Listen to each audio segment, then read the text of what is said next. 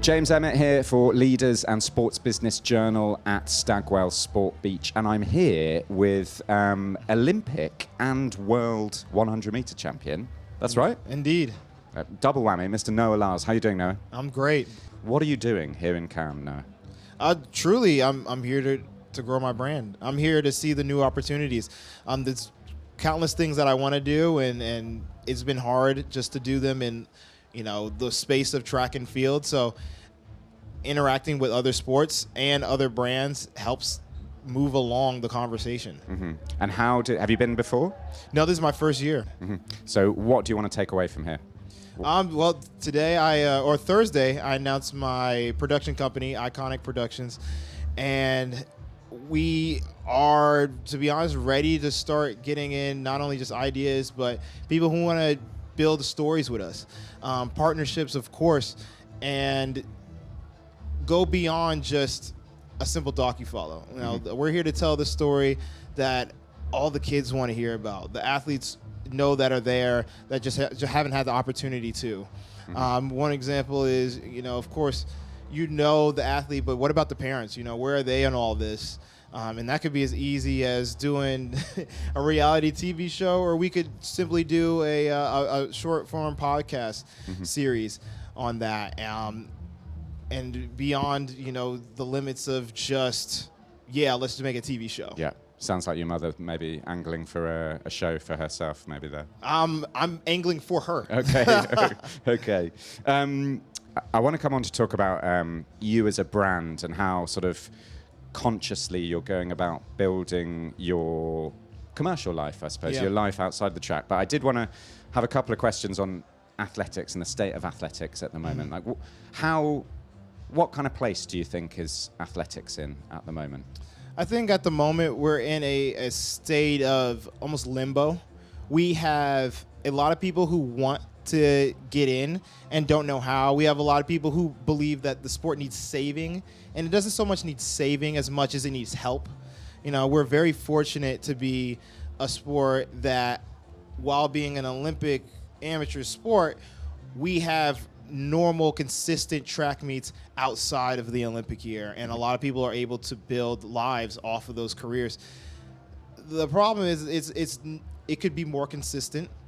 It could be more prevalent. It could be more planned and structured.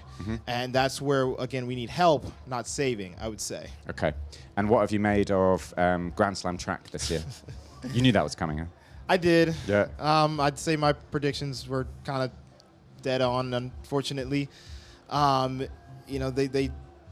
did say that they had to pull out of their last competition in LA due to financial issues, and unfortunately that's never good to hear, because that means that you weren't able to make it the first full season, accomplishing all the goals that you had planned. And unfortunately, that's very saddening, because that doesn't just affect the league Grand Slam, but it affects every other athlete that might have leagues in their head in the future, or for any athlete who's saying, hey, I was a part of this, and even though I was a part of it, it wasn't able to succeed to the best of ability. Not throwing the blame on anybody. That's just how some people might perceive it going down in the future. I think you're a really interesting example of an athlete at the very top kind of level internationally, because you're so willing to try things outside the field of just training and competing, right? I wonder whether that was a conscious decision that you made at any point in your career.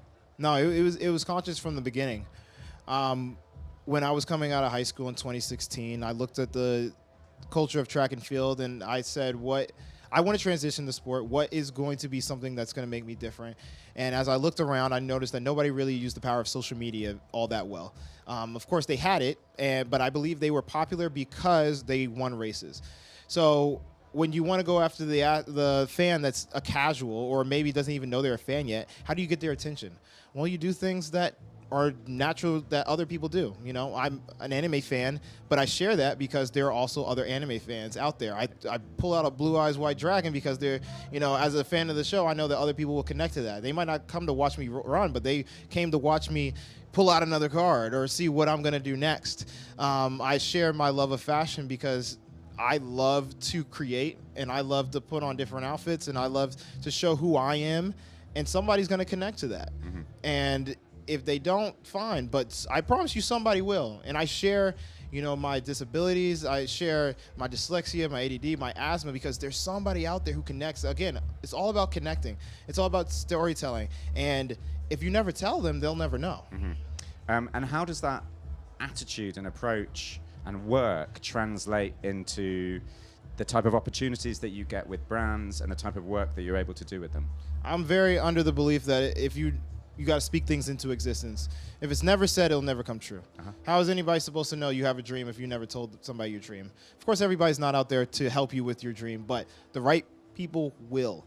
And finding those right people, getting in that space like today here at Sports Beach, that's what it's really about. And imagine if I never told anybody, you know, I have an aspiration to transcend the sport. You know, I don't believe I'd be here sitting right with you right now, because I'd just be another track guy in their eyes. You might have already seen someone that's inspired you or you found really interesting to meet, but what do you look like? Who are you looking to see or be inspired by over the time that you're here in Cannes? No, yeah, I recently had a talk with Carmelo Anthony, and he's been here since the first one. And he's always trying to sell his wine here. That's his thing. Well, it's funny because we have the same attorney, and he told me about his wine company, and and I was like, "What? That's so cool!" Like, here you are, a athlete who has his own wine company, because so many people think you're just there. But I've also played with the same concept. Why is it that I'm not finishing a race, popping a bottle of my own champagne into the crowd? You know, it seems so odd until you make it natural. And him coming here every year and talking about how he's been, you know, basically trying to make it better and better each year, and it's still not to the level he's at. I love it.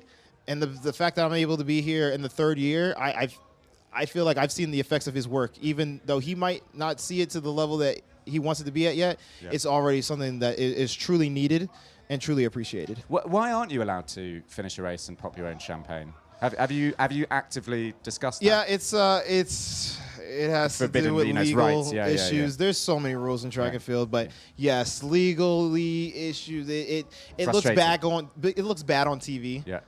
But there are cultures that do it in Formula One. They do it in Formula One. They do it after triathlons, and it's a very weird thing. But it really comes down to whoever controls the meet gets to control the rules. And that might change. It might very much change. That might change. Noah Lyles, thank you very much indeed. Thank you.